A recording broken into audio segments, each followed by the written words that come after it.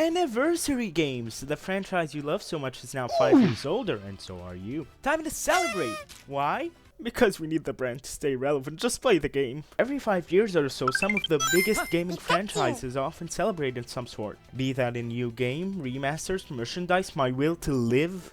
So I thought it'd be cool to look back at some of these events, starting with Mr. Video Game himself, Mario. As far as I can tell, the first time Nintendo celebrated Mario's anniversary was his 20th. Kind of weird considering that Nintendo are usually the trendsetters in this stuff. It's also not that good. A Game Boy Micro, soundtrack CD, and a port of Mario 1 for the Game Boy Advance. Could you have been more boring? This sucks. Skip forward 5 years.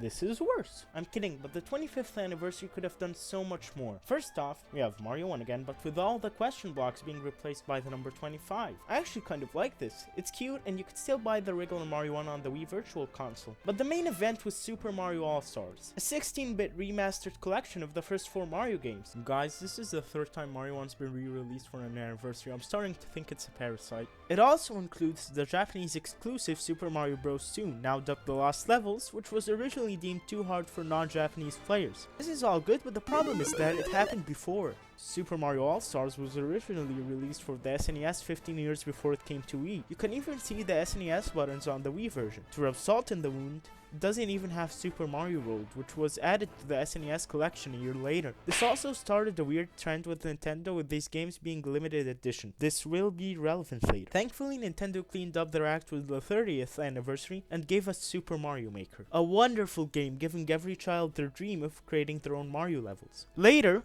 a downgraded port of this game was released for the 3DS, which is actually how I first played it. Finally, we have the 35th anniversary, with the main releases being Super Mario 35, Bowser's Fury, and 3D All-Stars. Game-wise, I think this is the best anniversary yet. Unfortunately though, it came with a catch. While 3D World plus Bowser's Fury was here to stay, the other 2 games were made limited release. And in the case of Mario 35, was going to be made unplayable after March 31st, 2021. I didn't get to play Mario 35, but it does look like an extremely fun time. As for 3D All-Stars, I do own this one, and it was how I first beat Mario Sunshine. While the anniversary was good overall, the limited release and the fact that 3D All-Stars was very bare bones kind of soured it. If only Nintendo had made a good collection before that was praised for all its extra features and new content. I mean, they'd at least have a point of reference. Oh, hi there.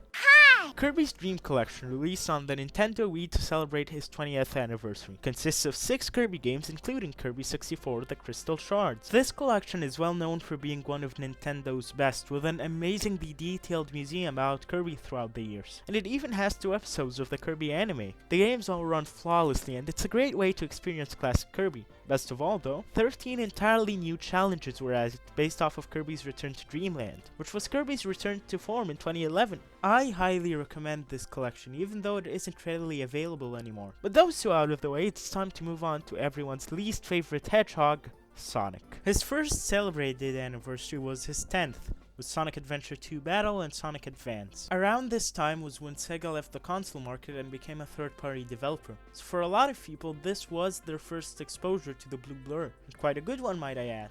But when it comes to Sonic anniversaries, his most infamous one was just on the horizon.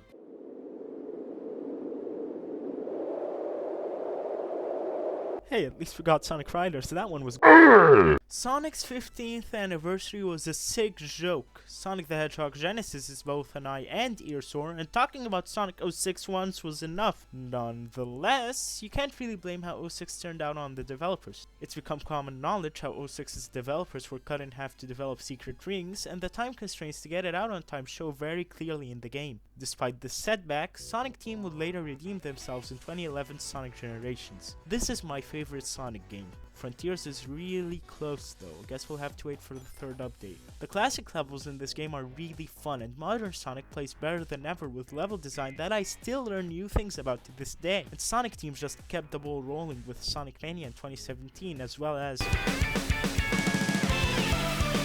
We don't talk about that one. And now, with Origins, while not being the best version of these games, allows fans to experience what made this franchise so great in the first place. It's good that Sonic is finally getting a resurgence in the public eye. With the movies, Sonic Prime, and good games, I'm really excited to see how Superstars turns out and if Sonic Team can maintain the positive reception. But what if there was an anniversary game that started out as a disaster, but later became one of its community's favorite games? The Halo Master Chief Collection, MCC for short, is a wild ride.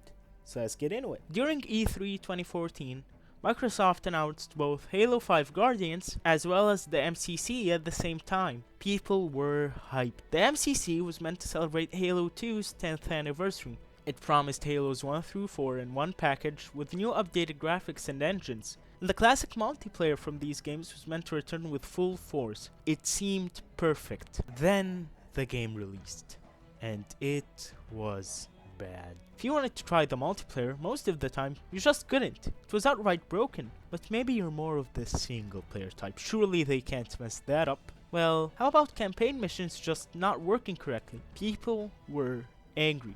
Cue 1 year of 343 releasing meaningless updates to the game, even adding ODST to the collection as a sort of compromise. Let me rephrase that. They added a new game because what they had was too hard to fix. Then, nothing. Silence. People thought the collection was abandoned. That is until in 2019 when the collection was announced for PC. A few months later, it released. And it was good. Today, after literal years of patches, the MCC collection stands as the undeniable best way to play most of the Halo games, with new features and a fun multiplayer component. It even outshines 343's most recent Halo game, Halo Infinite. And those are just some of the franchises that celebrate their anniversaries. There are some more notable examples, such as Mega Man 8 being an anniversary title, but only in North America. Guess the release date just lined up there. And The Legend of Zelda Skyward Sword, while being a great game, its reveal just did not work properly. So he had Miyamoto just flinging his arms trying to get Link to attack. I always get excited whenever an anniversary is celebrated, but looking back on them now, it seems that sometimes they're just used to rush out quick cash grabs, or worse, the developers. Now that doesn't happen often, but it does seem like a bit of an unnecessary time constraint for the devs working on them. Nonetheless, the practice of celebrating anniversaries isn't going away anytime soon, and I'm glad it's here. It gives us a reason to be excited for new games, as well as appreciating the history of our favorite franchises. With that being said, I hope you enjoyed this trip down memory lane with me, or even learned something new. And seeing as that's all I have to say, goodbye.